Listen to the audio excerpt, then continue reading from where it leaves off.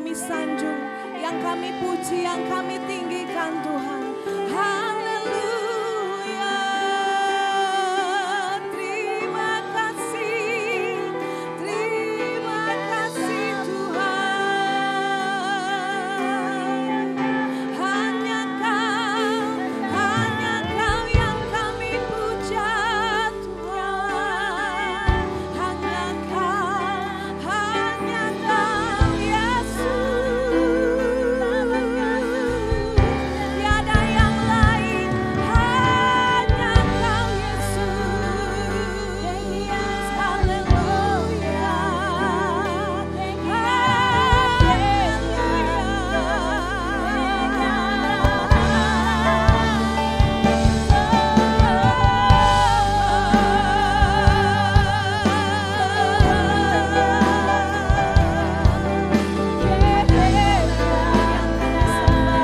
Kami mengucap syukur.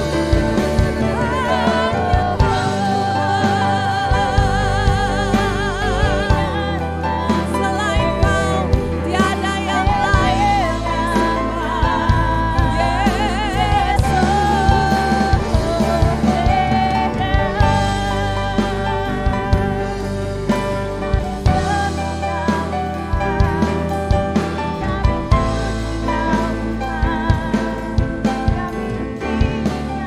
Bapak Ibu Saudara, saya undang untuk bangkit berdiri. Tuhan Yesus, ini kami Tuhan, anak-anak-Mu Tuhan. Pagi hari ini Tuhan, kami rindu Tuhan untuk mencari wajah-Mu Tuhan. Kami rindu Tuhan, ini hati kami Tuhan. Hati yang sangat mengasihi Engkau Tuhan Yesus. Tuhan, tiada yang lain, hanya Engkau dalam hidup kami yang kami sembah Tuhan. Hanya Engkau Tuhan, Kau Allah yang sudah menolong kami Tuhan. Sepanjang minggu ini Tuhan, Kau yang sertai kami dengan setia Tuhan. Pagi hari ini Tuhan, kami mau bawa hati kami Tuhan. Kami mau menyembah Engkau dengan sungguh-sungguh. Kami rindu Tuhan, kami rindu untuk menyenangkan hati Engkau Tuhan. Haleluya. Terima kasih.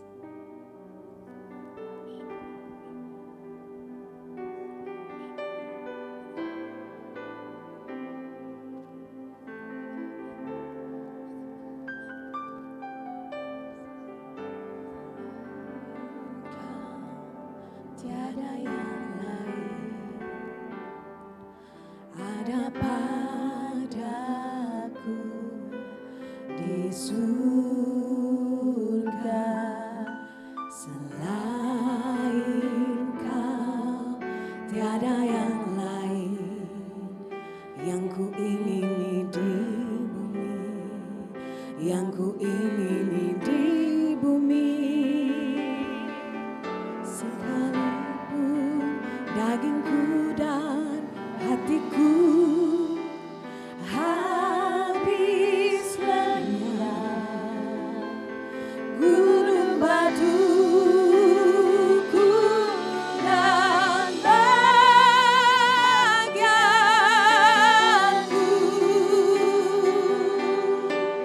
tetaplah Allah selama-lamanya.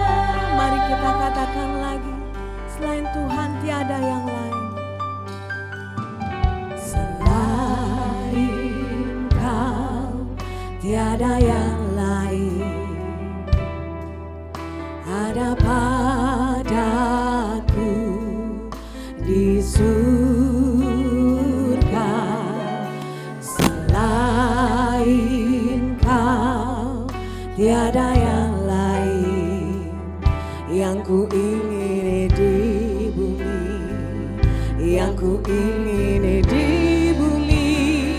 Mari sama-sama katakan, ya Tuhan, dagingku dan hatiku habis lenyap, gunung batuku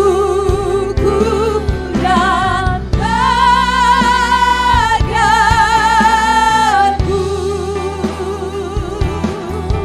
tetaplah Allah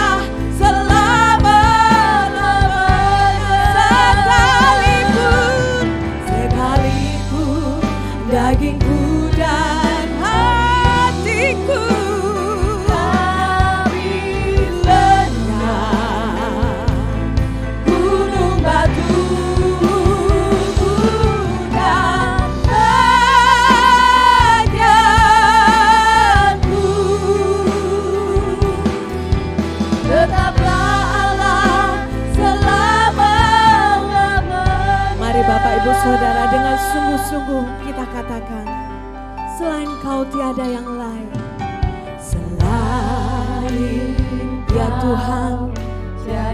Hanya Engkau saja dalam hati kami Tuhan. Semua rasa cinta kasih kami Tuhan, hanya Engkau yang terutama Tuhan. Selain Kau tiada yang lain yang ku ingini di bumi, yang ku ingini di bumi. Sekalipun dagingku dan hatiku habis lenyap, gunung batuku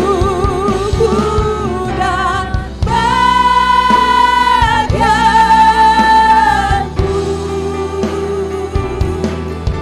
tetaplah Allah selama-lamanya. Sekalipun dagingku dan hatiku habis lenyap,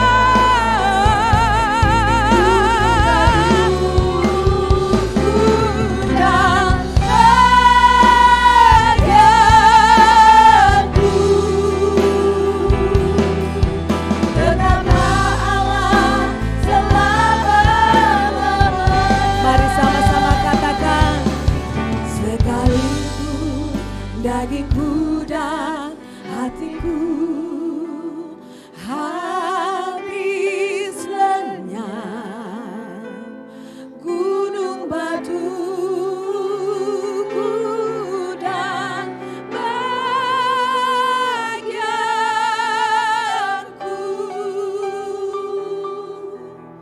tetaplah Allah selama-lamanya. Mari sama-sama katakan lagi, sekalipun dagingku dan hatiku habis lenyap,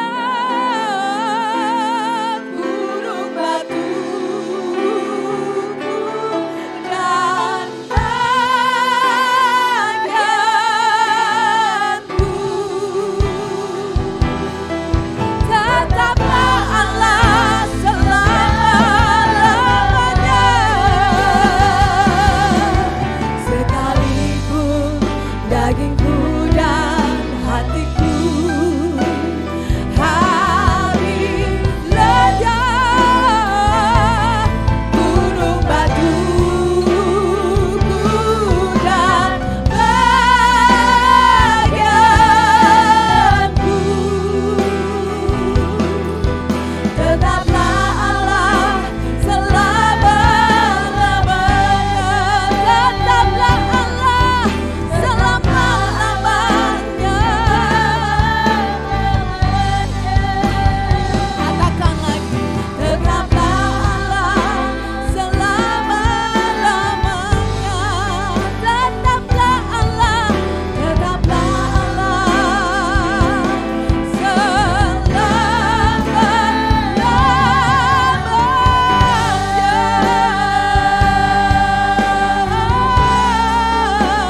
Hanya Yesus, hanya Engkau yang selama-lamanya kami sembah Tuhan.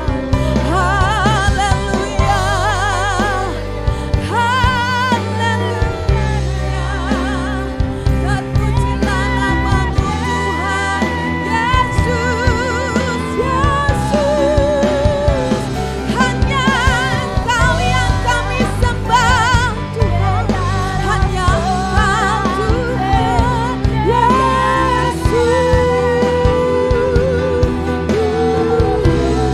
Sekalipun dagingku habis lenyap Tuhan, hanya Engkau yang kami sembah, hanya Engkau yang kami muliakan, hanya Engkau yang kami tinggikan Yesus.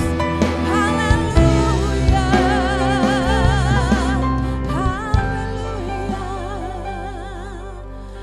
Tuhan, kami bawa hati kami Tuhan pagi hari ini Tuhan. Sekalipun daging kami, hati kami Tuhan habis lenyap Tuhan. Sekalipun kami banyak mengalami masalah pergumulan silih berganti. Dan itu sangat berat Tuhan.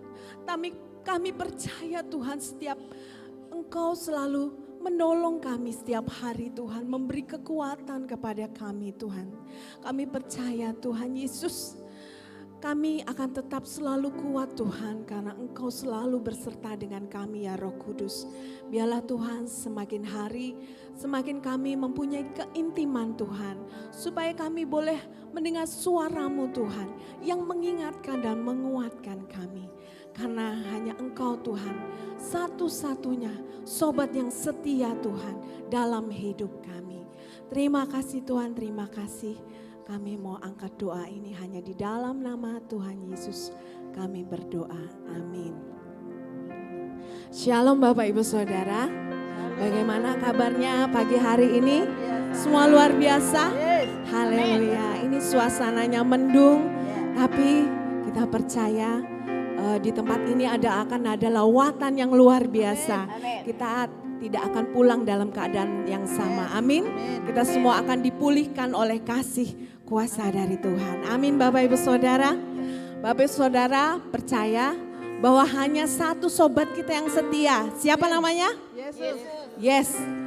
Walaupun kita banyak mungkin dikecewakan oleh orang lain, tapi ingat hanya Yesus satu-satunya sobat yang setia buat kita. Amin. Bapak Ibu Saudara mau memuji Tuhan? Mari kita angkat pujian ini.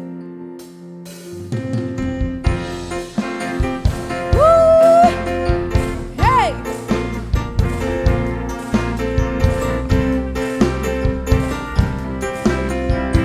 Mari sama-sama katakan.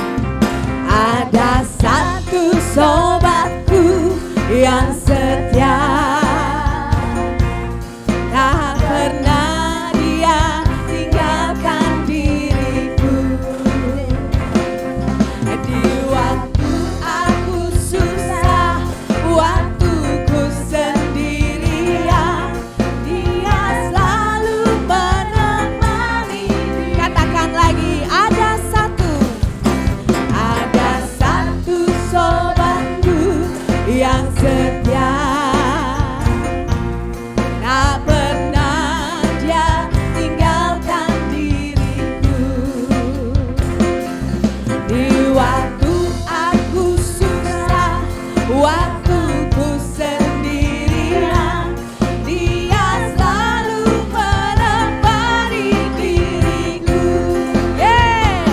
Namanya Yesus, namanya Yesus, nama Yesus yang menghibur hatiku.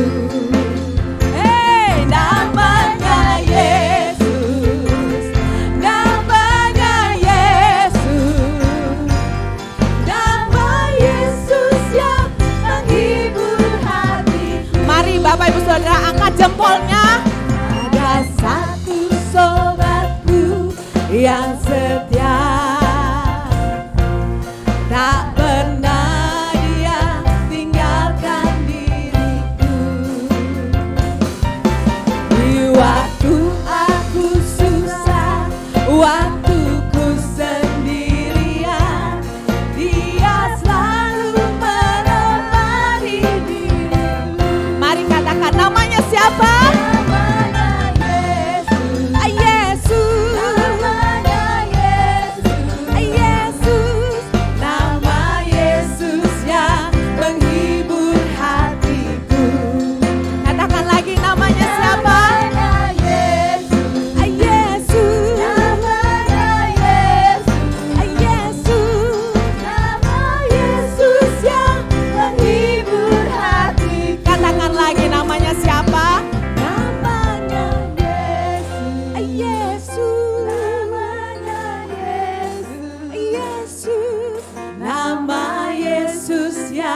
Menghibur hatiku.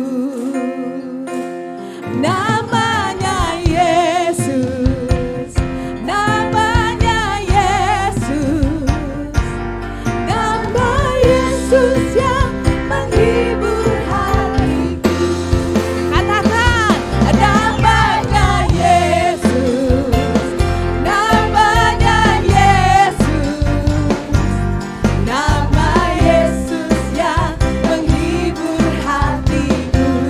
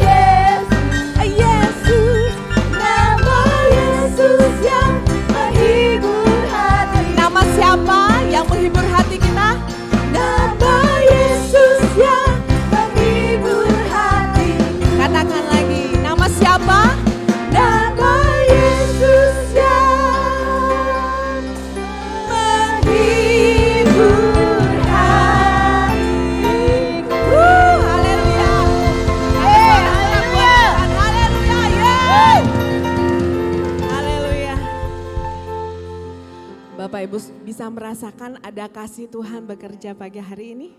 Amin. Kita rindu biar lawatan Tuhan hadir di tempat ini. Kita rindu biar kasih Tuhan mengalir dalam hati kita pagi hari ini. Amin. Bapak Ibu Saudara, seminggu ini dalam renungan pelayan mimbar, saya dapat firman di Efesus 4 ayat 30 sampai 32. Saya bacakan, dan jangan kamu mendukakan Roh Kudus Allah yang telah memateraikan kamu menjelang hari penyelamatan. Segala kepahitan, kegeraman, kemarahan, pertikaian, dan fitnah hendaklah dibuang dari antara kamu. Demikian pula segala kejahatan. Tetapi hendaklah kamu ramah seorang terhadap yang lain, penuh kasih mesra dan saling mengampuni. Sebagaimana Allah di dalam Kristus telah mengampuni kamu. Bapak Ibu Saudara, dikatakan di sini bahwa segala kepahitan, kegeraman, kejengkelan, kemarahan, pertikaian dan fitnah hendaklah dibuang dari hidup kita. Supaya apa? Supaya kita tidak mendukakan Roh Kudus. Amin Bapak Ibu Saudara. Roh Kudus adalah pribadi yang sangat lembut, pribadi yang sangat mengasihi kita. Kalau kita mendekatkan Roh Kudus, mungkin Roh Kudus hanya diam ya. Kita seenaknya saja mengikuti keinginan kita sendiri, mengeraskan hati kita, hidup dalam kepahitan, kegeraman. Tapi dikatakan di sini bahwa hal itu mendukakan Roh Allah. Bapak Ibu Saudara tahu kalau Tuhan sangat mengasihi kita. Karena itu jangan biarkan Tuhan bersedih. Amin Bapak Ibu Saudara. Mari biarlah kasih Tuhan mengalir di tempat ini pagi hari ini.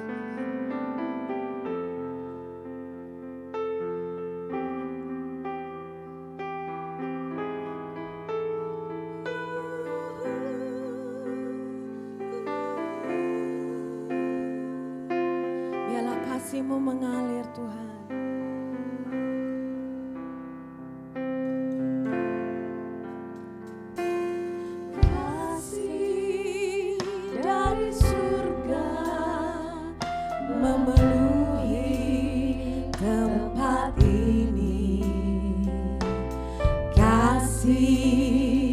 Dari Bapa surgawi,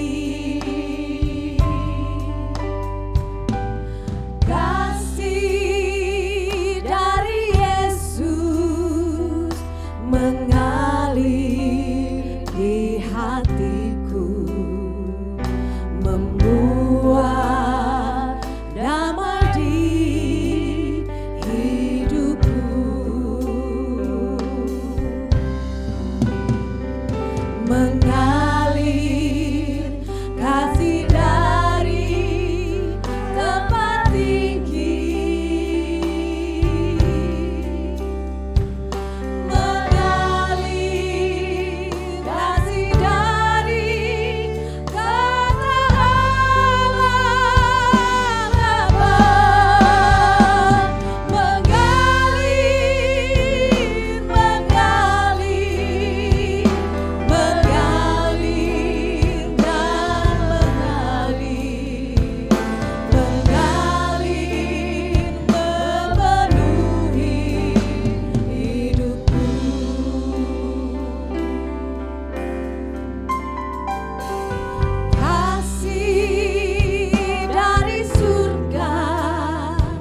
memenuhi tempat ini, kasih dari Bapa surgawi, kasih dari Yesus mengalir di hatiku, membuat damai di hidupku. Mengalir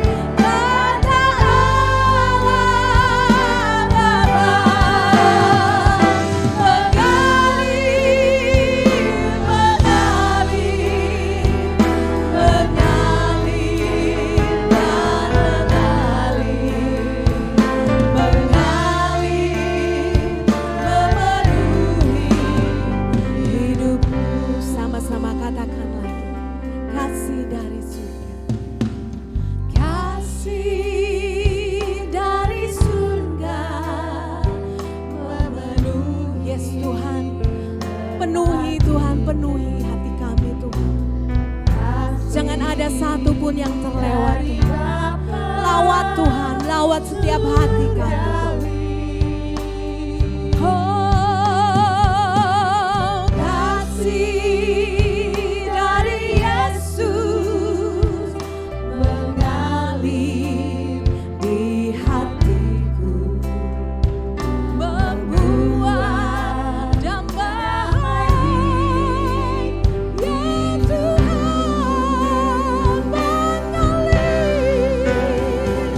mengalir kasih dari tempat tinggi,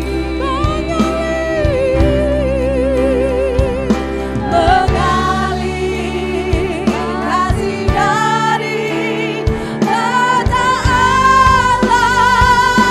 Bapa. Yes Tuhan, mengalir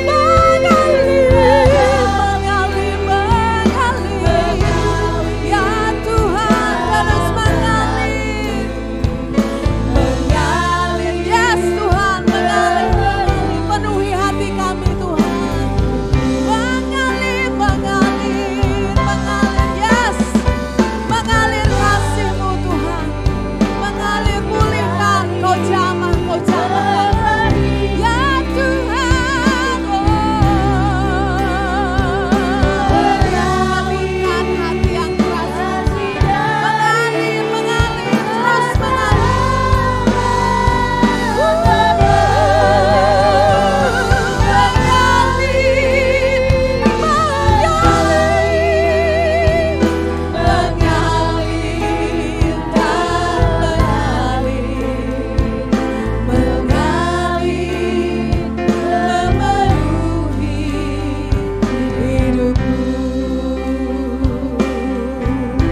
yes Tuhan, mengalir, memenuhi hidup,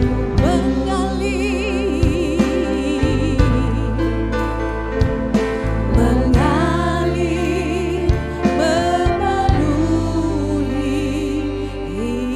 hidupku. Terima kasih Tuhan, terima kasih Tuhan. Terima kasih buat kasih-Mu yang mengalir pagi hari ini Tuhan. Terima kasih Tuhan. Terima kasih, kami bersyukur punya Allah yang penuh kasih seperti Kau Tuhan. Terima kasih Tuhan buat kasih-Mu yang mengalir memenuhi hati kami Tuhan. Terima kasih Tuhan.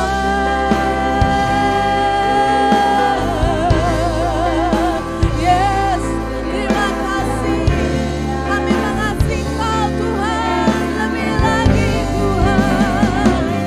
Ini hati kami Yesus, hati kami yang mencintai Kau, hati kami yang mengasihi Kau Tuhan.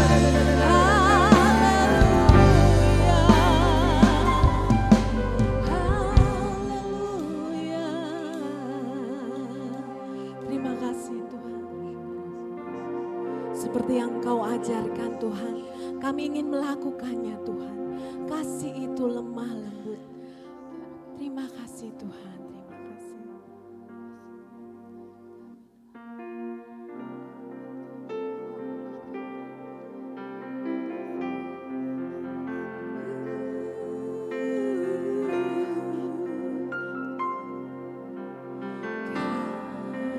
Kasih pasti lemah lembut.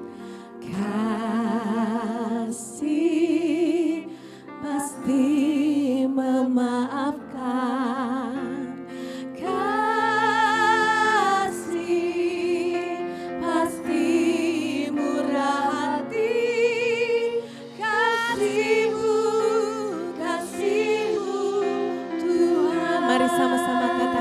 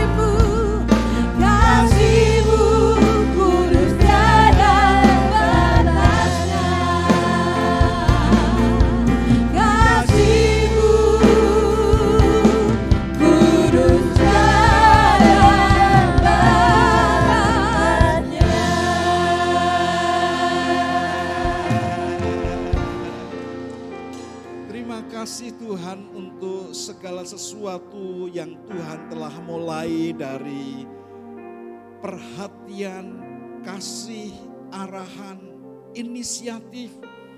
Bahkan Engkau membentuk sebuah lembaga yang terkecil adalah keluarga, di mana Engkau sendiri yang menghadirkan masing-masing orang yang dari yang tiada menjadi ada dalam sebuah rancangan ilahi.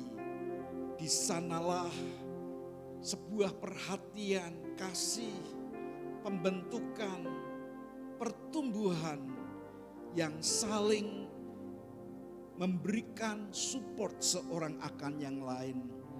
Kami mau percaya there is miracle in the house.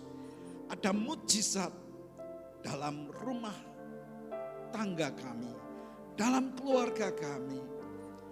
Buat setiap kami bisa berkata seperti Musa berkata, ajari aku menghitung hari-hariku sedemikian rupa, supaya aku memperoleh hati yang bijaksana. Karena terkadang sebuah kebiasaan yang orang menganggap itu natural, yang seringkali kami tidak perhatikan bahwa itu Tuhan yang bekerja di dalamnya. Sampaikan isi hatimu dan buat setiap kami menangkap dan hidup oleh karenanya. Kami percaya roh hikmat, wahyu dan pengertian yang datang daripadamu telah Engkau sediakan bagi orang yang mengasihi Engkau. Demi dan di dalam nama Tuhan Yesus, dan semua kita yang berharap kepada Bapa berkata, amin, amin. Silakan saudara duduk dalam hadirat Tuhan. Sebelumnya saya atas nama pengurus untuk teristimewa perencanaan pembangunan sekolah minggu, ruang sekolah minggu, minta maaf karena Anda tidak bisa nyaman dalam perjalanan masuk ke tempat ini karena pintu yang di sebelah sana ditimbun pasir. Kami mencoba untuk menempatkan yang terbaik, tapi oleh karena seringkali mengganggu lalu lintas, jadi kita akan kerjakan, kita lakukan seperti itu. Mohon maaf sebesar-besarnya. Apakah saudara memaafkan saya? Walaupun belum lebaran, kita saling minal faizin wal faizin ya. Nah, saudara yang mau dukung, bantu untuk kelancaran pembangunan ruang sekolah minggu, Anda bisa ambil bagian, silahkan Anda menabur, karena kita percaya kesempatan untuk menabur adalah kesempatan yang luar biasa. Karena tidak ada orang yang menuai tanpa menabur. Hanya orang yang menabur pasti akan menuai. Amin. Ngomong sebelahnya, udah siap menabur belum? Doa ya, doa. Nah, saya percaya kerinduan dari guru-guru sekolah minggu baik, karena beberapa saat selama ini memanfaatkan akan ruang-ruang kelas yang ada di belakang, sehingga mereka pengen buat apa itu terbatas. Jadi mereka berdoa untuk membuat ruang sekolah minggu tersendiri. Kiranya ini akan menjadi sebuah kenyataan dengan didukung oleh surga yang ada di hati Anda dan saya tentunya ya, kita lakukan bersama-sama. Beberapa minggu ini saya menampilkan kepada kita semua belajar mengenai sebuah keluarga. Keluarga yang memang muncul dari inisiatif Tuhan sendiri. Setiap kali ada inisiatif Tuhan dalam rancangan pembentukan, maka itu akan menjadi sebuah keindahan yang luar biasa. Walaupun dalam perjalanan ada oknum-oknum tertentu yang kemudian mencoba untuk menyerongkan, tetapi Tuhan tidak pernah gagal. Amin. Nah, beberapa waktu yang lalu saya sampaikan buat kita semua spirit keluarga rohani, yaitu adanya perhatian seorang akan yang lain, rasa respect seorang akan yang lain, ada otorisasi kepemimpinan dan ada support dari seluruh anggota keluarga. Masing-masing orang di dalam keluarga itu aware, memperhatikan akan anggota keluarganya. Mereka mempedulikan akan saudara-saudaranya. Dan disitulah sebenarnya saya berkata mujizat itu terjadi. Amin saudara. Orang seringkali melihat mujizat itu sesuatu yang spektakuler. Dari yang tidak ada menjadi ada. Tapi terkadang Tuhan itu memanfaatkan dari hal-hal yang sederhana menjadi sesuatu yang jauh lebih mulia. Dari sesuatu yang ada dilipat gandakannya yang membuat orang ternganga dan berkata, luar biasa karya Tuhan yang hebat. Dalam spirit keluarga itu ada hubungan antara ayah dengan anak, antara ibu dengan suami, antara anak dengan orang tua, dan masing-masing memberikan hormat seorang akan yang lain. Sekalipun bentuknya itu seringkali merupakan sesuatu yang berbeda-beda. Tetapi spiritnya akan saling menopang seorang akan yang lain. Ada Rasul Paulus yang di suatu tempat menyampaikan salam buat Ibu Rufus yang dia berkata dia juga adalah ibuku. Walaupun mungkin jarang sekali ketemu, tetapi ikatan kekeluargaan yang luar biasa. Dia berkata, salam buat Ibu Rufus yang buat aku juga ibu. Pasti ada alasan tersendiri, ada emosional yang luar biasa yang membuat Rasul Paulus berkata seperti itu. Kepada Timotius, Rasul Paulus juga menyampaikan bagaimana cara menegur orang-orang muda, cara bersikap dengan orang-orang yang lebih tua, cara memberikan arahan buat adik-adik yang lebih muda dengan sikap hati nurani yang murni.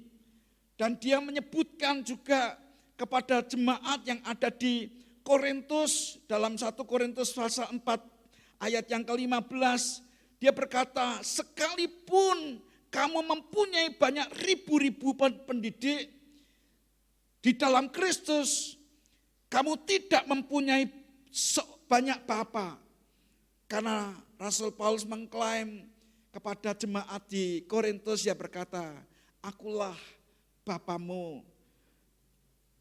Kenapa? Oleh karena dia yakin benar yang melakukan sebuah kerjaan pendamaian untuk menghadirkan manusia yang baru dengan sebuah tanda kelahiran baru di jemaat Korintus.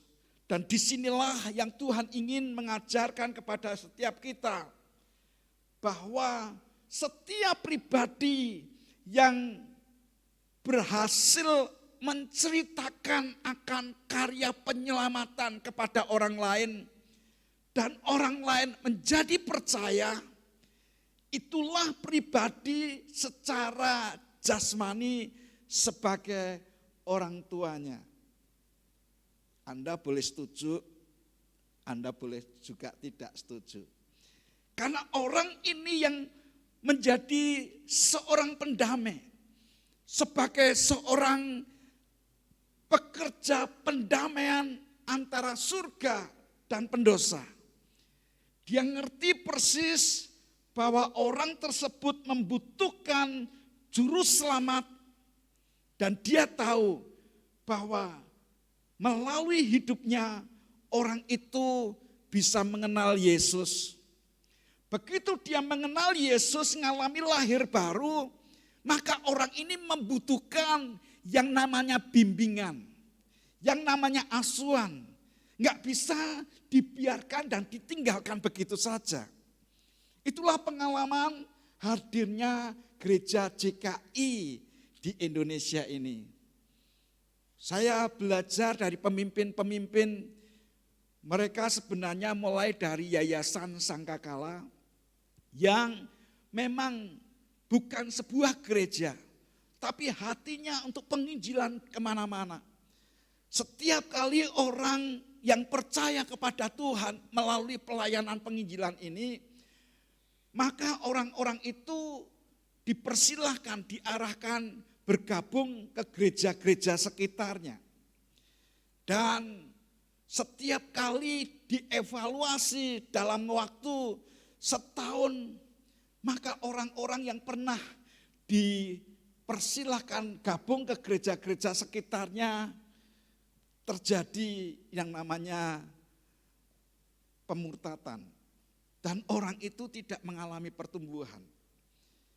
Mengingat akan itu setelah sekian tahun mengevaluasi, lalu pemimpin kami Bapak Pendeta Adi Sutanto berkata, ini enggak benar nih.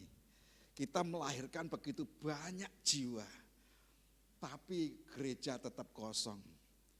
Dan disitulah inisiatif, saya lupa tanggalnya, tahun 79 teman-teman mulai mempersiapkan diri dan membentuk sebuah namanya gereja. Dimulai dari Gunung Semeru, Desa Sampetan sana saudara. Nah dari situ terjadi sebuah kegerakan. Sampai hari ini entah berapa ribu jiwa dan bergabung dalam sebuah gereja. Karena apa? Karena prinsipnya hampir sama. Kalau Anda melahirkan anak, kemudian anak Anda titipkan ke orang lain, mungkin ada orang yang memiliki hati seorang ayah, seorang ibu yang memperhatikan anaknya. Sehingga mereka bertanggung jawab seperti anaknya sendiri. Bahkan mereka berkata, kamu bukan orang asing, kamu anakku.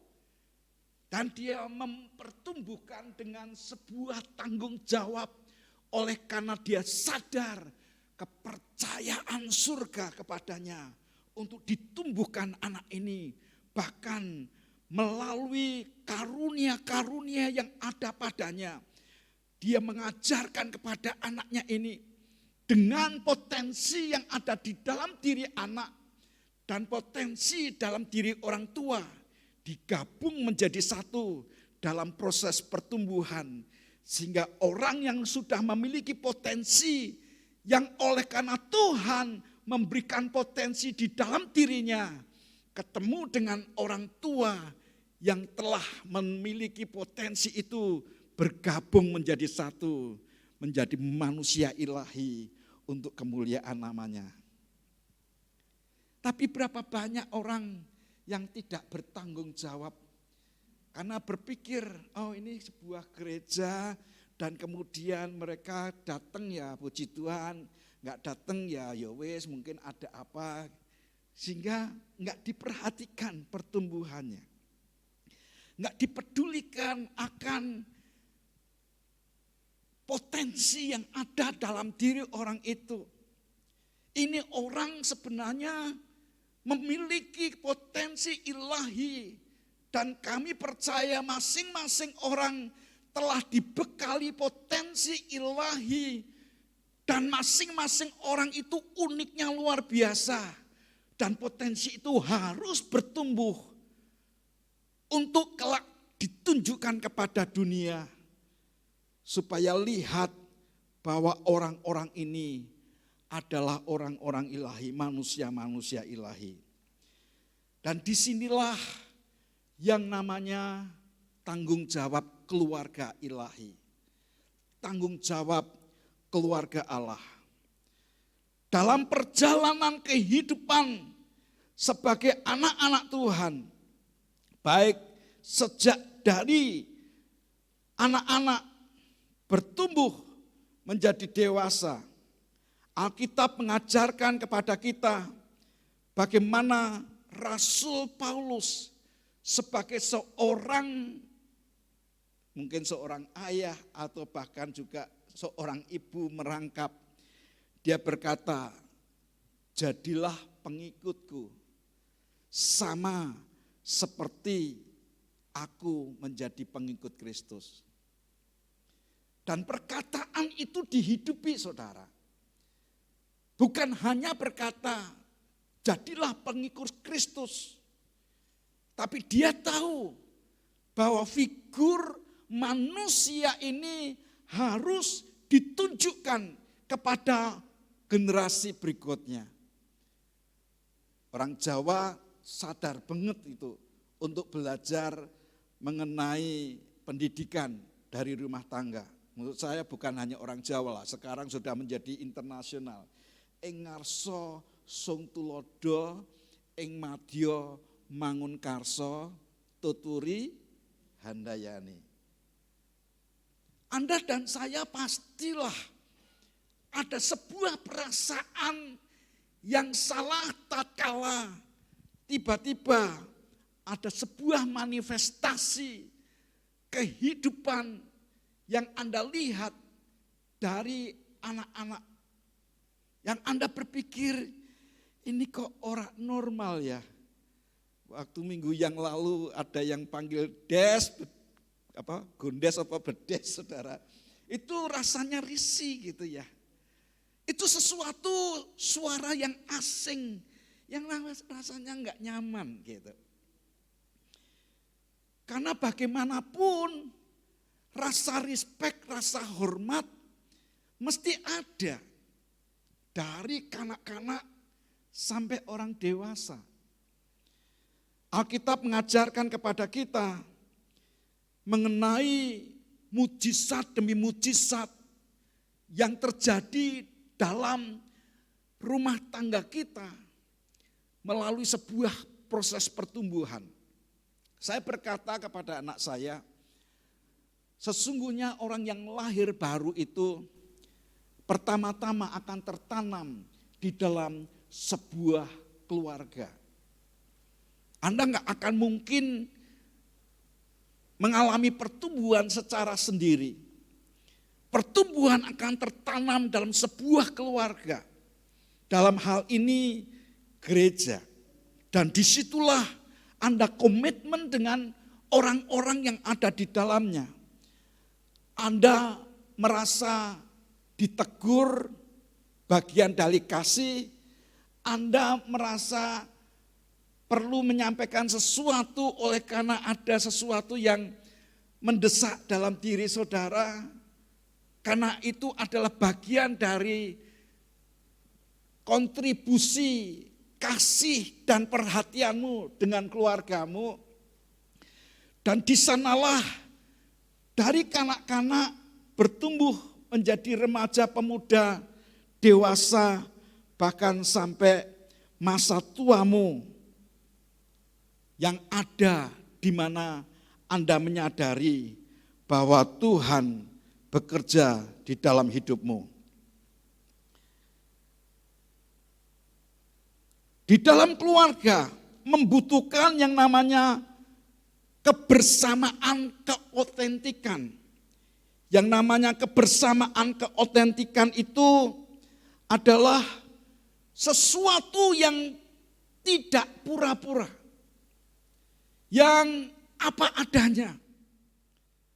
Anda akan merasa lucu banget kalau di depan kelihatannya rohani, tapi di rumah, wah, perbuatannya enggak cocok dengan apa yang menjadi sebuah pernyataan. Lihat bersama-sama dengan saya, inilah hal yang perlu kita kerjakan bersama-sama. Filipi pasal yang keempat, ayatnya yang ke-8. Filipi pasalnya yang keempat, ayat yang ke-8. Saya minta nanti masing-masing orang bisa menceritakan atau berpendapat, bisa siapkan mic yang bisa dikelilingkan, nanti tolong di-shoot supaya kita melakukan pembelajaran bersama-sama. Filipi 4 ayat yang ke-8. Baca sama-sama dengan saya, 2, 3. Jadi semua yang benar, semua yang mulia, semua yang adil, semua yang suci, semua yang manis, semua yang sedap didengar, semua yang disebut bijaksana dan layak dipuji, pikirkanlah semuanya itu. Dalam keluarga kita memerlukan sebuah setting pola pikir bahwa semua yang benar, semua yang mulia, semua yang adil, semua yang suci, semua yang manis, semua yang sedap didengar, semua yang disebut bijaksana dan layak dipuji, pikirkanlah semuanya itu. Saya mulai dengan ibu-ibu, bapak-bapak yang berwarna merah tadi. Mereka boleh berpendapat, karena ini konteksnya adalah keluarga, di mana keluarga itu seringkali terjadi perselisihan gitu ya, beda pendapat gitu. Dan pendapatnya itu bisa jadi negatif kalau kita tidak membuat sebuah framing. Nah sudah mic-nya? Ya tolong kasihkan ke yang ujung dulu, Bu Vanya. Nah, mungkin dalam keluarga, di mana nanti saya tanya baru dijawab. Jangan jawab dulu karena pertanyaannya belum muncul. Nah, mungkin Anda pernah ya namanya salah nangkep, salah dalam hubungan komunikasi, baik kepada suami, kepada istri, kepada anak, dan kemudian hingga terjadi sebuah hal yang mungkin menegangkan. Nah, tetapi kalau kita sudah punya frame bahwa walaupun kita keliru, salah pandang, salah penangkap, salah apa, tapi kita punya frame, keluarga kita harus benar. Gitu. Keluarga kita harus benar. Misalnya tentang sebuah kebenaran dengan anak yang satu dan anak yang lain. Anak yang satu kebetulan Bu Vanya punya anak 2 ini. Yang satu sudah mau kelas 3 ya Bu ya, SMA ya. Yang satu masih SMP. Nah, ya. Nah, apa yang menurut Bu Vanya benar dilakukan untuk kedua anak? Perlakuan yang benar yang pada saat ibu itu memberikan arahan kepada mereka untuk makan aja lah, untuk makan. Kira-kira makan yang benar itu seperti apa untuk 2 orang maupun untuk 1 orang itu? Silahkan Ibu. Saya enggak menyalahkan, tidak membenarkan. Makan yang benar itu kayak apa? Gitu, silahkan Bu. Saya harus memberi arahan ke 2 anak, makan yang benar itu gimana gitu Pak? Ya.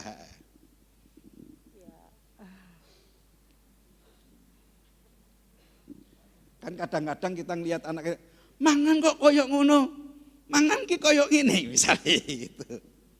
Ya. Ya, saya memberikan nasihat, juga memberikan contoh Pak Ya. kepada anak-anak. Ya. Jadi paling tidak mereka bisa melihat apa yang saya katakan itu juga saya lakukan. Ya. Tuh. Contoh yang Ibu lakukan untuk memberi nasihat kepada anak untuk makan yang benar itu kayak apa? Ya, misalnya Vino itu kan suka kalau makan tuh sambil main di ranjang gitu ya. Ya saya ngomong, ya makan di meja makan, kita ngobrol gitu. Cuman memang kadang ya susah untuk dilakukan. Kadang ya enggak nurut gitu sih Pak. Ya kalau saya paksa pasti dia marah. Ya saya ngomongnya ya berkali-kali gitu. Kadang dituruti, kadang enggak gitu. Ya. Terima kasih Ibu. Soal makan ini, ya kan? Ada yang menetapkan makan di meja makan, duduk di kursi, pakai garpu, pakai sendok. Ada yang menetapkan pakai sumpit gitu. Ada yang menetapkan muluk muluk. Masing-masing berbeda ya. Tetapi goalnya adalah benar. Enggak benar, kenapa enggak benar? Mangan ning nggone kamar gitu kan bisa gitu. Bisa diomongin. Nah, itu baru berbicara soal makan gitu. Misalnya makan mie, hari ini mie, nanti siang mie, malam mie, besok lagi mie lagi gitu. Rambutmu kriwil makan mie terus. Kita akan merasa, iki kamangan walaupun dia suka gitu. Tapi dalam benak pikiran kita, rak bener ki. Kalau sekali-sekali mungkin enggak apa-apa, kan gitu. Tapi kemudian kita berpikir soal makan. Silakan Bu Sahara. Ada sesuatu ini yang tadi yang benar, sekarang yang Ibu sebut sebagai yang mulia. Kan di situ apa yang benar dan semua yang mulia. Yang mulia itu seperti apa, Bu, menurut Ibu? Terima kasih atas waktunya Pak Tri. Iya. Menurut saya kalau yang mulia itu saya tuh hidup berdua sama suami aja. Kadang-kadang saya ngasih nasihat sama suami, kadang-kadang dia ya ngikuti, kadang-kadang ya diem tapi ndak diikuti. Kadang-kadang saya bilang gini, lah mbok nganu ya, apa ki nurut ngono lho, ngono ki. Nurut piye? Ya nek aku salah ya jangan diturut, tapi nek kamu anu apa bener ya diturut toh, aku bilang gitu. Ya tuh sama dia sama keluar lah. Terus masuk lagi, lah wis nurut. Ya, lah menurut saya kalau yang mulia itu ya apa yang namanya suami istri yang kita omongkan, kita bahas bersama harus diikuti. Saya juga ngikuti dia, nurut dia. Dan biarlah kemuliaan Tuhan ada di dalam keluarga kami. Iya. Ada kesepakatan maksudnya ya, kesepakatan ya, ada bahwa kesepakatan kita berdua. agreement, kita perjanjian dan kemudian kita lakukan itu bisa dikerjakan. Mungkin itu yang dimaksud Ibu Bambang tadi mengenai yang mulia. Nah yang adil sekarang nih, kebetulan Ibu Yanu itu punya anak berapa Bu Yanu? Ya, sekarang yang Anda maksud adil bagaimana itu? Ya. Ya, terima kasih ya Pak Tri. Kalau saya itu semua adil ya Pak, kita bagi adil. Yang cewek katanya kalau mau, saya kalau marahi anak-anak itu semua saya marahi. Terus kalau makan juga saya adil, dia mintanya apa ya ini, mintanya ini kan gitu. Cuma gimana ya? Iya. Yes, yang itu saya itu gini, nak ngasih pengarahan anak dua itu, soalnya yang satunya diem, yang cowok itu diem, yang ceweknya kalau dikasih pengarahan gini agak kaku gitu loh Pak. Nah, saya kalau marahi ya udah tak marahin semua, jadi adil. Kadang itu bapaknya aja juga katut saya marahi juga, gitu Pak. Jadi semua kan saya adil Pak, tak marahin semua karena apa? Saya ngasih pengarahan gini. Walaupun nggak salah dimarahi juga. Iya juga, saya marahin juga gitu. Luar biasa adil. Ya. Jadi bapaknya gini, udah bang, nesune mbak anaknya kok aku katut, saya bilang gitu. Ya biar adil semua. Jadi saya ngasih pengarahan gini-gini, bapaknya juga. Soalnya bapak kan orangnya juga diem, gitu. Ya jadi yang cerewet itu saya, yang di rumah itu yang cerewet itu saya, super cerewet lah gitu. Ya, terus saya ngasih pengarahan, pokoknya saya ngasih sekarang kalau kamu waktunya ada luang ke gereja. Yang satunya juga gitu. Yang satunya kusik toh aku masih ngantuk Bu. Ya tak marahi semua, jadi saya adil marahi semua. Ya. Terima kasih. Ya, adil banget ya semua dimarahi. Iya, untungnya rak do kabur kabeh Bu ya. Iya. Nah, ada yang disebut yang manis. Nah ini Bu Eni, apa yang Anda bisa tangkap mengenai keluarga yang manis tuh yang kayak apa ya? Yang benar sudah, yang mulia sudah, yang adil sudah, yang manis gitu. Terima kasih waktunya Pak Tri. Ya. Dalam keluarga kami itu kan ada 2 anak. Nah, terkadang itu Leo sama adiknya itu jahil Pak Tri. Nah, itu kadang itu juga saya bilang sama Leo, kalau sama adik itu jangan godo gitu. Nah, nanti dilihat tetangga itu adik itu tuh kayak seperti itu. Jadi sikap-sikap yang manis, sikap-sikap yang dilihat orang lain itu keluarga kita itu ya keluarga yang baik seperti itu. Itu Pak Tri. Terima kasih ya. Manis bisa dalam bentuk tutur kata, manis bisa bentuk tindakan, perbuatan, manis bisa bentuk-bentuk yang lain sehingga ada frame kebenaran, ada frame yang mulia, ada frame yang adil, ada frame yang manis. Nah ini bagian yang suci sekarang, suci. Mari silakan Bapak. Ya. Menurut Bapak bagaimana membawa keluarga kita menjadi yang suci gitu. Silakan. Ya, terima kasih Pak Tri. Untuk keluarga saya kalau yang suci itu gini, dalam arti kehidupan sehari-hari bisa dicontoh sama orang lain dari perkataan, perbuatan, tingkah laku gitu. Sedang saya kan punya anak kecil yang mulai berbicara tuh Pak. Dan dari kata-kata itu mesti kadang kita harus baik menirukan gitu, kadang yang jelek ditirukan itu kita ngajari yang baik-baik aja gitu. Biar nanti di lingkungan itu enak didengar dan tetangga-tangga itu oh ya bisa buat contoh gitu Pak. Amin. Terima kasih. Ya kata-kata suci ya bisa menjadi berkat buat orang lain ya. Karena bayangkan mungkin beberapa Bapak Ibu pernah lihat anak tiba-tiba ngomongnya kebun binatang gitu, kaget. Kok bocah cilik ngomongnya ke kebun binatang gitu ya. Mungkin karena menurut saya keluarga nggak ngajarin. Tapi kadang-kadang dia dengar karena lingkungan, dengar dari orang-orang sekitarnya dan sebagainya. Sehingga perkataan-perkataan yang disampaikan itu masuk ke telinganya, terekam di dalam benaknya, keluar dari mulutnya. Kadang-kadang anak-anak itu pun pada saat mereka berkata-kata, mereka nggak tahu artinya. Tapi orang yang tahu akan berkata, wah ini anak kok omongnya kotor ya. Bukan sesuatu yang baik yang dikatakan, wah istri saya sudah siap-siap. Saya pasti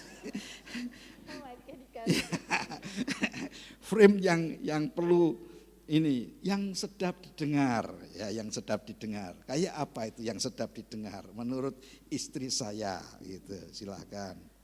Iya, ini terima kasih ya. Saya paling suka mic, dikasih mic ya seneng aja, bukan dimakan ya. Ini kesempatan untuk bagi sharing ya. Di Filipi 4 ini kan pikirkan, saya dapat yang sedap didengar ya. Jadi kita semua pernah merasakan makanan ya, makanan itu ada yang sedap, ada yang tidak sedap. Kalau sedap pasti disukai semua orang, makanannya enak, sedap gitu ya, pasti disukai. Kalau yang tidak sedap mesti makan itu tidak dimakan ya, tidak disukai. Sama dengan pikiran kita dan perkataan kita juga harus sedap didengar ya. Ada perkataan yang tidak sedap, yang nyelekit, yang nyinyir, yang tidak enak didengar, jangan dipikirkan dan jangan dikatakan. Karena itu perkataan dan pikiran itu juga adalah doa kita ya. Apa yang kita pikirkan, apa yang kita katakan itu akan jadi dalam hidup kita. Jadi kita sebagai anak-anak Tuhan, dalam keluarga teristimewa dengan suami, anak, perkatakan yang sedap gitu ya. Kalau saya biasa sama Giver, Yedida, sukanya lucu-lucu gitu ya. Ketawa itu seneng gitu ya. Jadi itu menambah refresh gitu ya. Tapi Alkitab berkata kita sedap. Jadi ini ada perkataan yang gak sedap nih kayaknya, jangan dikatakan, jangan dipikirkan ya. Ini menyakitkan orang lain, ini membuat saudara kita tersinggung, keluarga kita ini sakit, jangan dikatakan ya. Kalau itu sudah terlanjur minta maaf, ini tidak bagus, tidak sedap. Kalau kita sebagai keluarga yang bertumbuh, keluarga yang benar-benar Tuhan ada di tengah-tengahnya, pasti Tuhan juga enggak suka ya kalau kita berkata tidak sedap, berpikir tidak sedap gitu ya. Sehingga kita menjadi orang yang tidak berkenan di hati Tuhan. Kalau mau berkenan di hati Tuhan, pikirkan dan perkatakan yang sedap didengar. Teristimewa ketika Tuhan dengar, ketika Tuhan lihat, wow ini anakku, keluarga yang baik, sedap didengar. Amin, itu aja. Ya, terima kasih istriku yang baik. Nah, apa yang benar, apa yang mulia, apa yang adil, apa yang suci, apa yang manis, apa yang sedap didengar, dan semua yang disebut bijaksana. Nah, bagian ini mungkin setiap kita perlu merenung. Apa yang disebut dengan bijaksana itu apa? Dan yang disebut layak dipuji. Oh ini bijaksana, ini layak dipuji. Nah pikirkanlah itu, kerjakanlah itu. Karena frame keluarga Tuhan memang mesti diusahakan, katakan diusahakan. Tidak terjadi serta-merta secara otomatis, tapi perlu diusahakan, perlu diupayakan.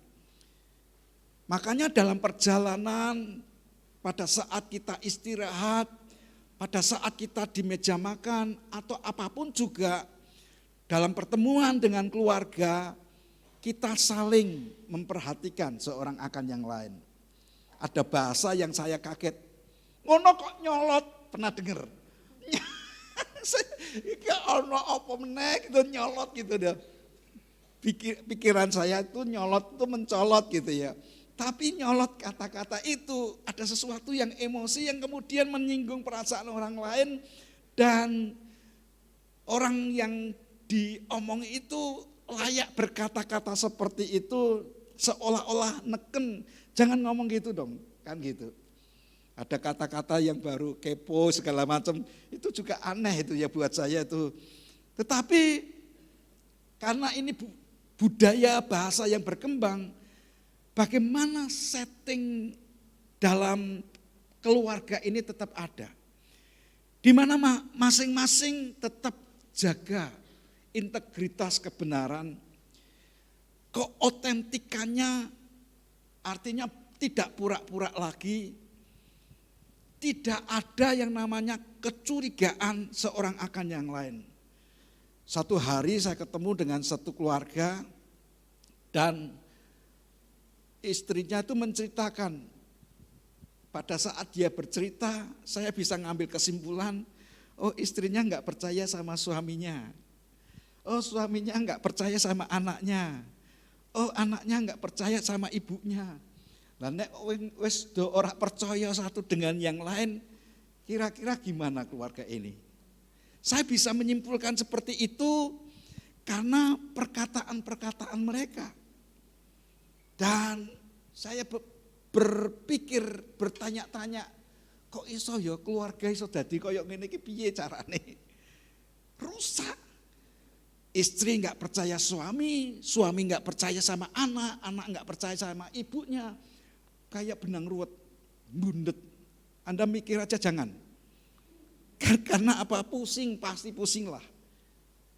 Kalau Anda enggak percaya sama suamimu, kalau Anda enggak percaya sama istrimu, kalau Anda enggak percaya sama anakmu, lah model apa itu?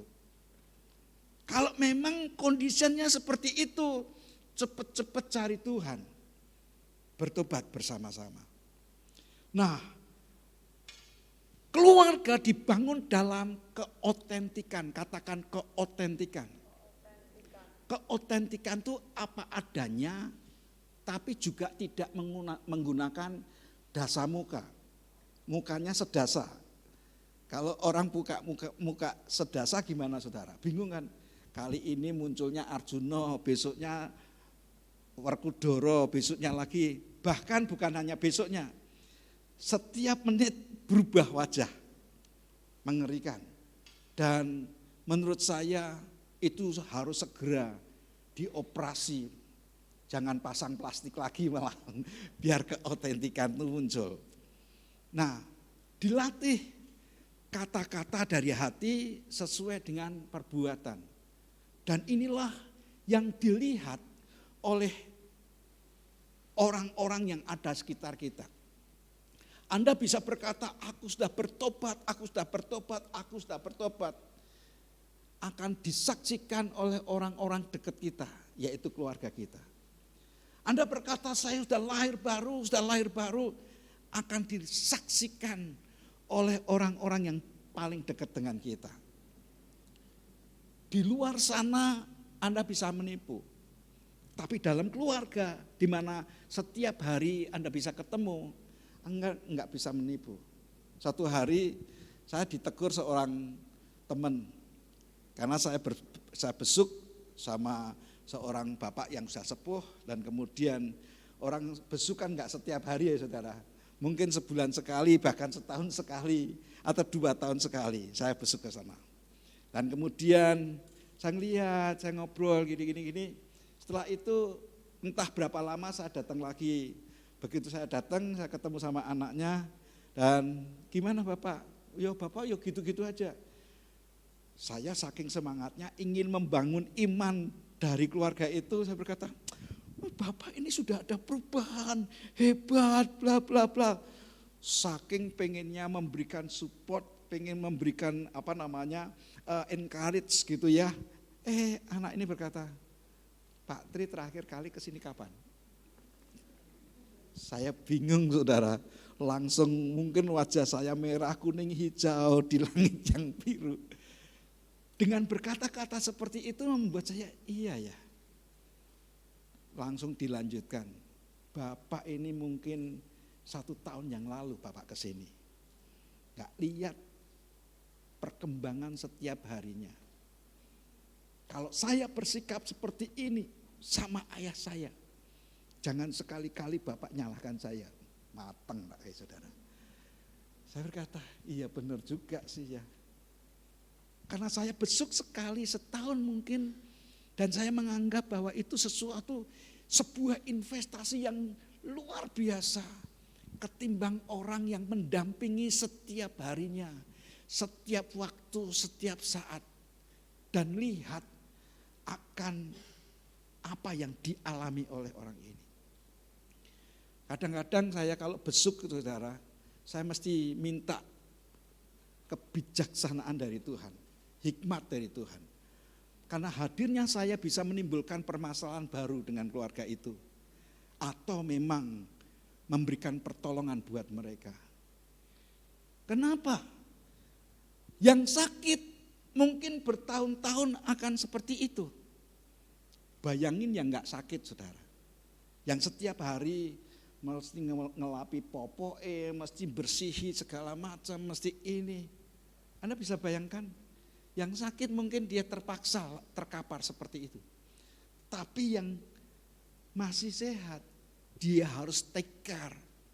Itu jauh lebih sakitnya tuh di sini. Bener enggak sih? Siapa yang pernah melayani orang yang sakit berlama-lama? Perasaanmu gimana saudara? Pastikan rasanya, cuma yang saya mau sampaikan kepada saudara, walaupun Anda memberikan perhatian, kasih kepada orang-orang yang seperti ini, upahmu tidak akan pernah sia-sia. Amin saudara. Karena Tuhan melihat, dia menghitung semuanya. Mungkin hari-hari itu belum ada sebuah perubahan. Bahkan Anda merasa seperti suntuk, capek, berat. Anda pikir surga enggak pernah ngitung? Suatu hari akan ada rapelan diberikan buat saudara. Do you understand rapelan? Itu berkatnya akan ditumpuk. Dalam waktu tertentu dikasih ke gelogok kayak gitu saudara. Entah berkatnya dari mana-mana.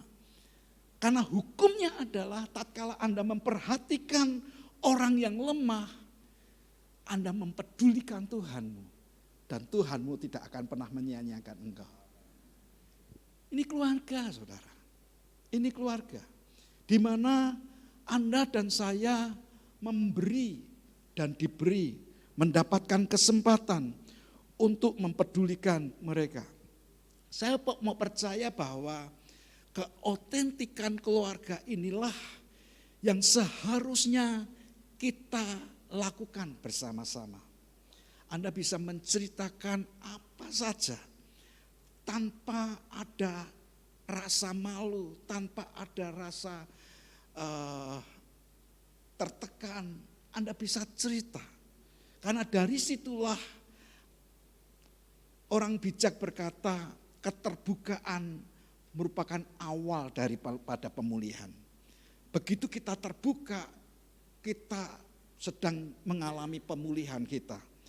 Dan kita merasakan akan pertumbuhan yang sesungguhnya.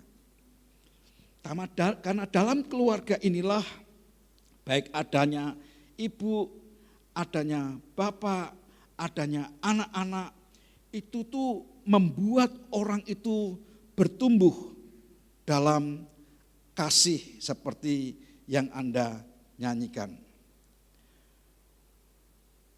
Dalam keluarga membuat orang bisa merasa kangen seorang akan yang lain. Dulu yang mungkin Anda anggap sebagai orang yang paling cerewet gitu ya. Biasanya siapa? Ibu-ibu gitu ya. Ibu saya itu wah cerewetnya bukan main. Tapi itu yang ngangenin ya saudara. Setelah kita dewasa ternyata ucapan-ucapan yang disampaikan oleh orang tua kita itu benar-benar nasihat yang manjur. Di mana pada saat kita bertumbuh dalam bidang-bidang tertentu dan bahkan di tempat yang berbeda dengan keluarga kita ingat, oh iya ya ibu dulu dawuh seperti ini. Kemudian menyampaikan akan perkataan seperti ini. Bahkan beliau saking jengkele ambil teklek dilempar ke. Siapa pernah kena lemparan teklek saudara? Ya benjut sih, cuma bukankah itu kegemesan beliau diomongi susah, sebelahnya ono teklek, tahu-tahu tekleknya terbang kan gitu. Untuk apa? Menurut saya ya memang beliau belum mengenal Tuhan. Bisanya bahasanya bahasa seperti itu. Sehingga pada saat berikutnya berkata, iya ya, ono teklek terbang, ada apa itu. Untuk apa? Mengingatkan sebenarnya. Saking gemese, bocah kok ora nurut gitu saudara ya. Nah, mungkin beberapa saudara pernah rasakan teotan. Saya bolak-balik diteot ibu saya. Dinaike, diturun, sampai gueseng gitu. Tapi itu sebenarnya merupakan manifestasi kasih. Untuk dia berkata, jangan lakukan itu. Lakukan ini loh. Yang dianggap sebagai sesuatu kebenaran. Kalau saya bohong gitu saudara, ketahuan. Entah orang tua tuh bahasanya kan dia ngenalin kita. Begitu kelihatan bohong, saya tuh dari kecil tuh ya rodok nakal. Tidak boleh berenang ke sungai. Kenapa alasan nggak boleh berenang di sungai? Menurut saya karena kasihan, karena kasihnya orang tua terhadap saya. Karena di Ungaran ada sungai Kaligarang itu, kalau kita berenang kadang-kadang nggak tahu di sebelah timur itu gelap, banjir tiba-tiba terjadi. Beberapa orang bahkan kerbau kabur saudara, kena kentir. Nah orang tua saya begitu kasih terhadap saya. Tapi saya itu rodok ndablek. Tapi nek ora ndablek mungkin saya nggak bisa berenang sampai hari ini. Jadi saya kumpul sama teman-teman saya untuk berlatih berenang di sana. Nah karena kalau di Siwara itu walaupun murah tapi tetap bayar. Kalau di kali kan bebas, nggak bayar. Nah Dia lihat, kamu pasti barusan ke sungai ya? Enggak kok, siapa bilang. Wajahnya ketahuan saudara. Wah itu sudah dapat gambaran tuh. Kenapa? Ya menurut saya karena kasih yang diekspresikan untuk menjadi pembelajaran. Orang tua saya sangat perhatian dan sayang. Walaupun kasihnya itu dirasa berbeda dengan kita. Orang berpikir kasih itu yang memberi, memeluk dan sebagainya. Tapi ada hajaran, ada didikan, ada disiplin yang memang kadang-kadang pada saat diganjar tuh enggak enak, tapi membuahkan sesuatu yang baik untuk berikut di kemudian hari. Saudara, ada beda antara home sama host. Ya. Kalau home itu bentuk bangunan secara fisik, ada alamatnya mungkin, tapi yang namanya kebalik ya, house itu tempat gedung, tapi untuk home adalah tempat tinggal, di mana di situ ada penghuni, ada pemilik, ada pengalaman-pengalaman yang menyenangkan maupun yang tidak menyenangkan. Orang membuat orang itu betah tinggal di rumah atau tidak. Bahkan beberapa minggu yang lalu Anda bisa menceritakan, oh kalau saya ingat ibu saya, ingat masakannya, kalau ingat ibu saya atau ingat bapaknya, apa sajalah. Kenangan-kenangan di masa lalu yang membuat Anda sendiri kangen, pengen mengulangi kehidupan di masa lalu. Beberapa keluarga kan mereka memutuskan rumah di mana tempat tinggal masa kecilnya enggak boleh dijual karena banyak kenangan manis di situ. Mereka mau kalau kita sudah kemana-mana suatu hari ngumpul di situ dan ingat banget perlakuan-perlakuan nakal, perlakuan-perlakuan bodoh, perlakuan-perlakuan yang tidak benar itu diingat-ingat dan kemudian iya dulu ya. Kok gini, kalau saya kumpul sama kakak-kakak itu, kamu tuh dulu tuh gini gitu. Dia ngomong sama anak saya, kayak ngerti papimu dulu tuh kayak gini. Ya ceritakan kadang-kadang yang jelek, kadang-kadang yang baik juga untuk menjadi pembelajaran. Sebuah keluarga, sebuah rumah tangga akan mengingat peristiwa-peristiwa baik dalam persahabatan, baik dalam permusuhan, baik dalam kesukacitaan maupun kedukaan bersama, itu benar-benar menjadi sebuah kenangan yang menimbulkan kerinduan, membawa orang sangat ingin tinggal bersama-sama kembali.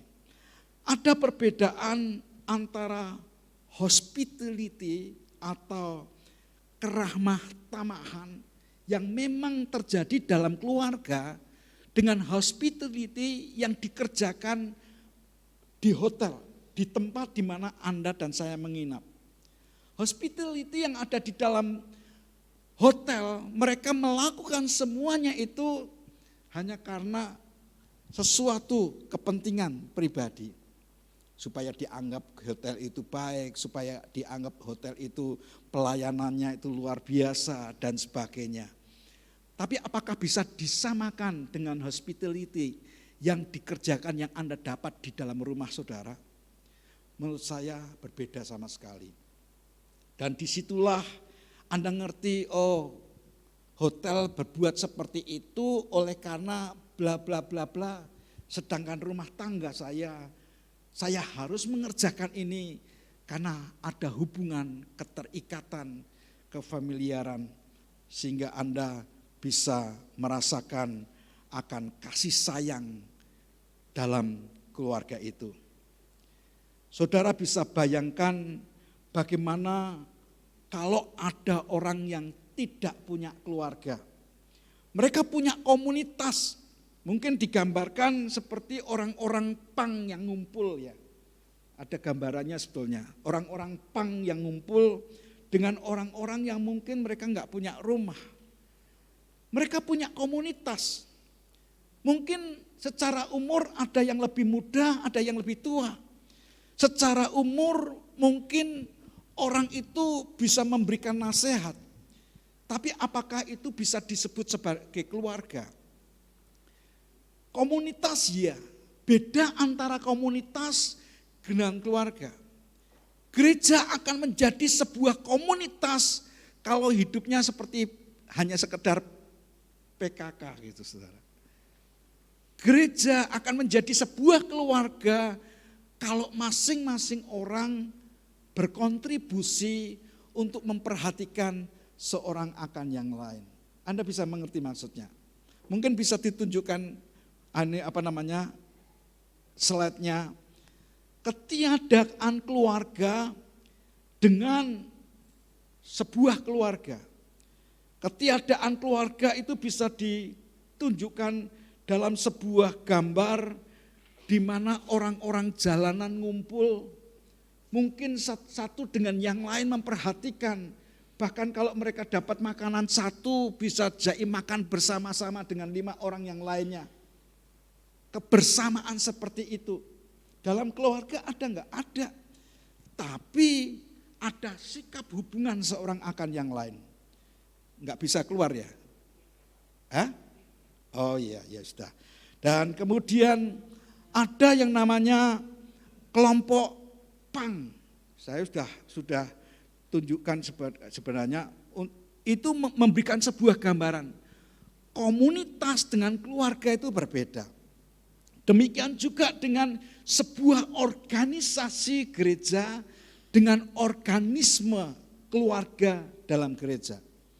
Saya berharap kalau Tuhan izinkan minggu depan kita akan berbicara my church is my family. Gerejaku adalah keluargaku. Anda bisa merasakan akan hadirnya orang-orang yang berkontribusi untuk kepentingan dalam hidupmu. Demikian juga Anda merasa ada sebuah kepentingan Anda lakukan di sebuah organisme yang namanya gereja. Ada gereja yang hanya sekedar ya minggu datang kemudian pulang, nggak kenal seorang akan yang lain. Tapi dalam keluarga dia akan rasa kok si ini nggak kelihatan ya, kok si itu kira-kira di mana ya, sudah sekian lama kok enggak tampak ya. Aku tuh sangat diberkati dengan orang seperti ini dan sebagainya. Nah, saya ingin tunjukkan kepada saudara sebuah klip enggak lama, cuma 5 menit, di mana orang ini mengalami sebuah proses pengenalan akan Tuhan dan membuat sejak muda dia mau ambil bagian, terlibat. Bahkan dia menginvestasikan kehidupannya di belahan dunia yang lain. Apakah sudah bisa ditayangkan? Baik, kita akan lihat bersama-sama. Tolong perhatikan dan nanti kita bersama-sama akan berdoa. Di anak-anak yatim piatu di Indonesia, saya sudah tinggal di sini hampir 8 tahun dan puji Tuhan kami sudah buka yayasan di sini.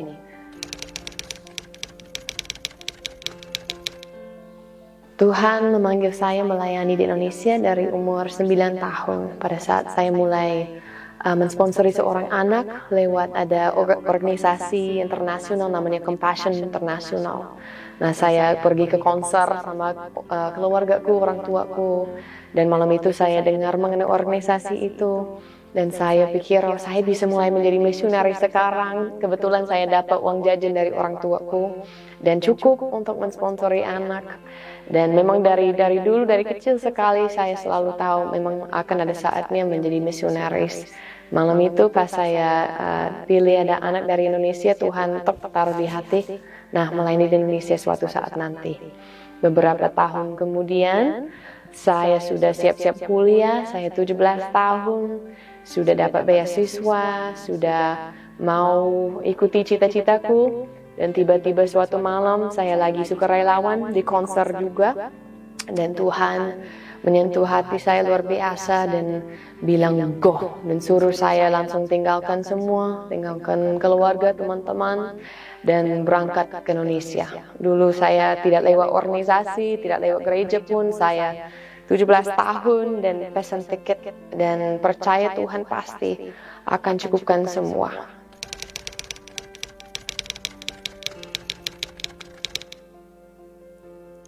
Pertama kali saya datang ke Indonesia tahun 2013 dan saya sukarelawan di suatu panti asuhan di Jakarta Timur. Saya di situ hampir 4 tahun dan saya sendiri orang luar, saya tidak bisa berbahasa Indonesia awalnya, tidak tahu budaya, tidak tahu apa-apa. Saya hanya tinggal di situ dan mengasihi anak-anak di sana. Dan Tuhan bekerja luar biasa, walau banyak yang suka duka pasti di pelayanan, tapi dari situ ambil banyak pelajaran bagi saya, dan saya dibentuk di panti itu selama 4 tahun.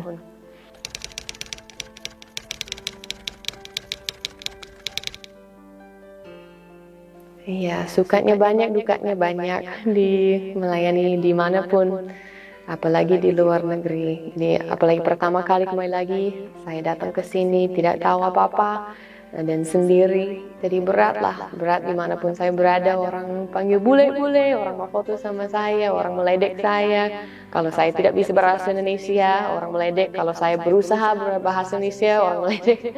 Dan saya tinggal di panti.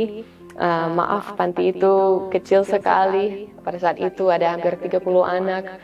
Saya harus sharing satu kamar sama staf, ada 2. Sering tikus sampai masuk tempat tidur kami, habis digigit nyamuk, panas, ada kutu di rambutku sampai berdarah. Semua benar-benar harus membiasakan makanan, harus membiasakan mandi air dingin, semua pokoknya setiap saat tidak nyaman secara fisik. Tapi sukacitanya itu jiwaku bersukacita, jiwaku senang karena saya tahu saya berada di dalam kehendak Tuhan Yesus. Tidak ada tempat seperti itu, tidak ada apapun yang kita bisa dapat, kenyamanan apapun itu yang bisa dibandingkan dengan kalau kita sudah berada di dalam kehendak Tuhan dan kita sudah dekat kepadanya, kita penuh dengan Roh Kudus-Nya, Dia ajari kita, itu luar biasa. Jadi sukacitanya memang tentu saja anak-anak setiap hari. Lucunya setiap hari, pagi, siang, sore, saya hanya sama anak, main-main, ketawa-ketawa. Tapi setiap malam saya di lantai sendiri menangis. Tunggu minta Tuhan kekuatan untuk 1 hari lagi. Tuhan, 1 hari lagi saya butuh kekuatan karena saya nggak kuat di sini sendiri. Jadi tentu saja ada suka dukanya. Tapi yang paling buat saya bersukacita itu dekatnya sama Tuhan Yesus. Suaranya jadi jelas dan surganya semua jadi nyata. Firman Tuhan jadi nyata bagiku pada saat itu.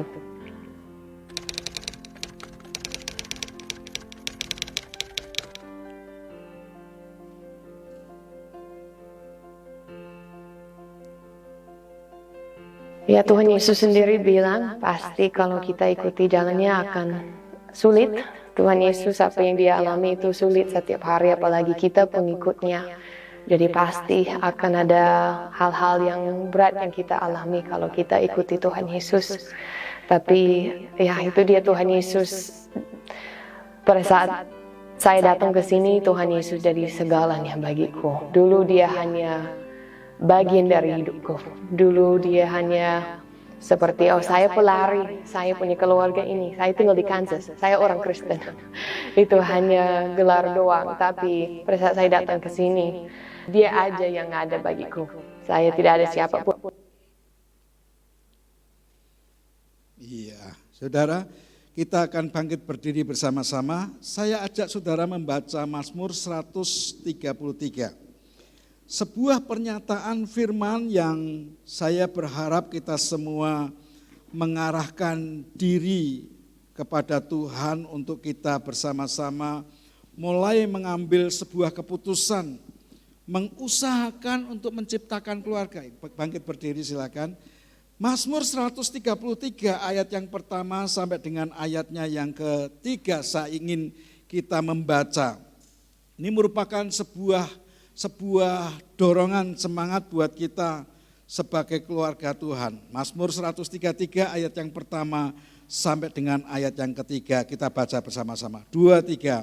Nyanyian Syiarah Daud. Sungguh alangkah baiknya dan indahnya apabila saudara-saudara diam bersama dengan rukun, seperti minyak yang baik di atas kepala, meleleh ke janggut, yang meleleh ke janggut Harun dan ke leher jubahnya, seperti embun gunung Hermon yang turun ke atas gunung-gunung Sion, sebab kesanalah Tuhan memerintahkan berkat kehidupan untuk selama-lamanya. Ada seorang yang namanya Mahatma Gandhi. Dia mengatakan, saya suka Kristus Anda, tetapi saya tidak suka dengan orang Kristen Anda. Kenapa? Banyak orang Kristen menjadi batu sandungan. Banyak orang Kristen hidupnya tidak seperti Kristus.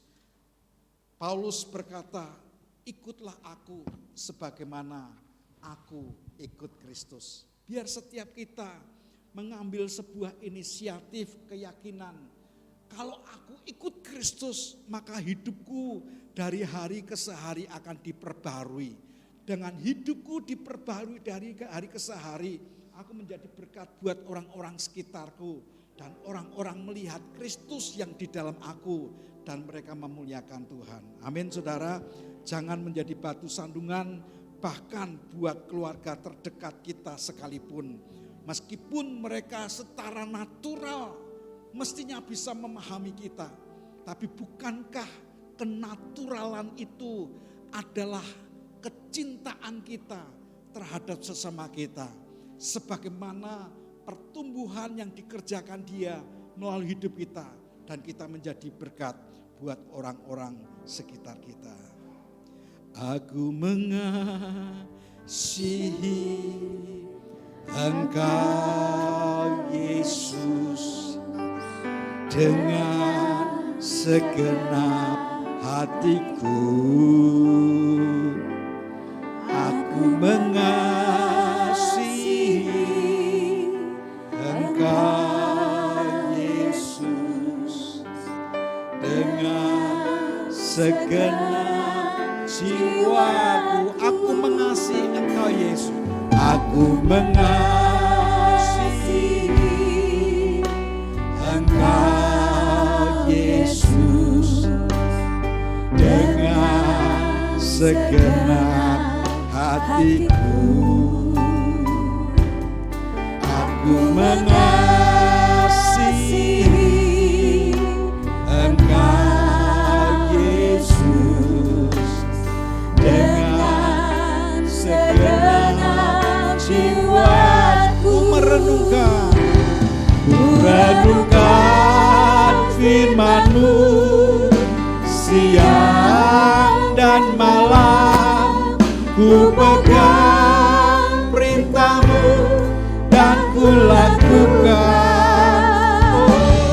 Engkau tahu ya Tuhan, tujuan hidupku hanyalah untuk menyenangkan hati-Mu. Saudara yang dikasihi oleh Tuhan, sementara kita nyanyikan pujian ini, tiba-tiba saya diberikan sebuah penglihatan. Ada orang-orang tertentu yang harus mengambil keputusan untuk menyikapi dengan sikap yang berbeda oleh karena dia disadarkan. Ternyata kata-kata saya kasar selama ini terhadap orang tuaku. Karena apa yang aku katakan tuh enggak sedap didengar. Yang tidak layak disampaikan sebenarnya. Anda hari ini diberikan kesempatan untuk melihat orang tuamu. Ada beberapa orang yang bahkan dari kecil gak pernah ketemu orang tuanya. Bahkan dari kecil gak kenal siapa orang tuanya. Kalau Anda diberikan kedua orang tua yang begitu perhatian, yang memang kadang-kadang seperti yang saya alami, dilempar teklek saudara. Tapi bukankah itu adalah bagian dari manifestasi kasih, perhatian orang tua saya terhadap saya. Hingga saya berkata hari ini apa yang dikatakan oleh firman Tuhan, bahwa Allah turut bekerja dalam segala sesuatu mendatangkan kebaikan bagi orang yang mengasihi Dia, yaitu bagi orang yang terpanggil sesuai dengan rencana Allah. Saya nggak ngerti bahasa kasih waktu itu, karena saya pikir ibuku kok kejem banget yang melempar teklek ke aku. Tapi sekarang aku tahu kenapa beliau lakukan seperti itu. Anda mengerti, lepaskan pengampunan kepada orang tuamu. Minta ampun kalau Anda merasa perbuatan perkataanmu kasar kepada dia. Gak akan pernah sia-sia apa yang Tuhan izinkan terjadi dalam keluargamu. Sebab dia turut bekerja untuk mendatangkan kebaikan. Amin. Aku mengasihi Engkau Yesus dengan segenap hatiku. Aku mengasihi Engkau Yesus dengan segenap jiwaku. Renungkan firman-Mu siang dan malam, ku pegang perintah-Mu dan ku lakukan. Engkau tahu ya Tuhan, tujuan hidupku hanyalah untuk menyenangkan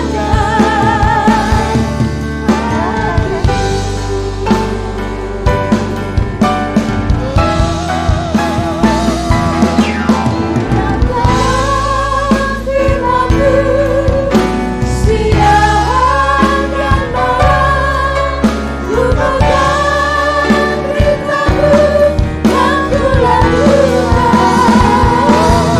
Engkau tahu ya Tuhan, tujuan hidupku hanyalah untuk menyenangkan hatimu. Menyenangkan hatimu. Menyenangkan hatimu. Menyenangkan hatimu.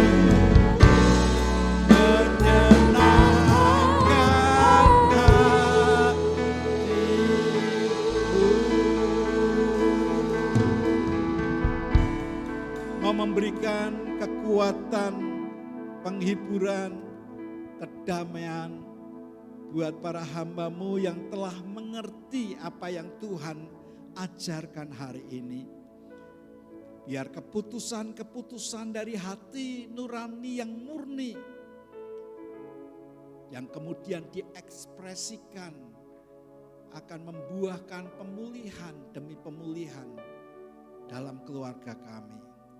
Kami mau percaya berkat-Mu Tuhan terus akan termanifestasi dalam hidup kami.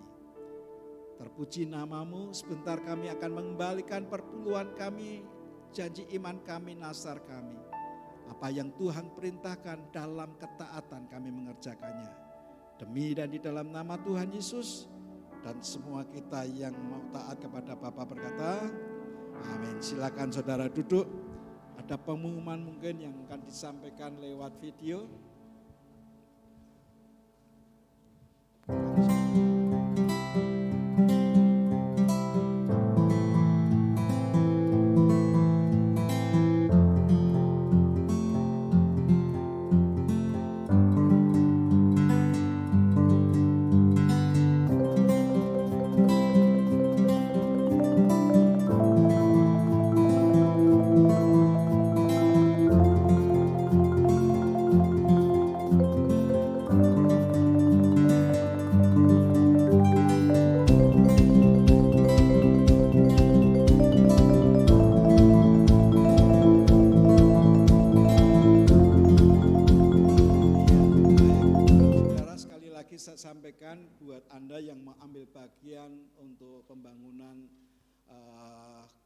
gedung ibadah untuk sekolah minggu kita berikan kesempatan dan Anda bisa melakukannya dengan sukacita. Itu yang saya sampaikan. Yang kedua, saudara terus doakan buat teman-teman kita yang sakit, dan kita nanti akan berdoa untuk Ibu Mimin. Pak Heru sudah sembuh, tapi hari ini beliau sedang memberikan perhatian buat anggota pegawainya yang orang tuanya sedang pulang ke rumah Bapak ke Magelang tadi, menyampaikan salam buat kita semua. Mari kita bangkit berdiri, kita bersyukur kepada Tuhan. Bapak, kami bersepakat dengan jemaat di mana kami membawakan saudara kami yang sedang sakit, untuk Ibu Mimin, untuk Ibu Taka, untuk saudara-saudara kami yang lain yang hari ini membutuhkan pertolongan-Mu. Hamba minta anugerah-Mu Tuhan, ulurkan tangan-Mu dan pulihkan serta sembuhkan anak-anak-Mu ini. Terima kasih untuk Pak Heru yang Tuhan telah mengalami pemulihan, dan Kau memberkati sementara hamba-Mu hadir di tengah-tengah keluarga yang duka. Biar hadirnya hamba-Mu ini memberikan penghiburan, kekuatan, dan bahkan hadirnya dia sebagai perhatian Tuhan melalui hidupnya. Terima kasih Bapak. Saudara, kedangkan tangan-Mu dan pulanglah dengan membawa berkat yang datang dari Allah Bapa, kasih kemurahan dalam Kristus Yesus Tuhan, dan penyertaan Roh Kudus. Langkah-langkah-Mu akan semakin kuat. Engkau berdiri seperti laki-laki. Apapun yang Kau kerjakan dibuat oleh Tuhan berhasil dan beruntung, oleh karena karya Roh Kudus yang menyertai hidup-Mu. Demi dan di dalam nama Tuhan Yesus, dan semua kita yang diberkati berkata, amin.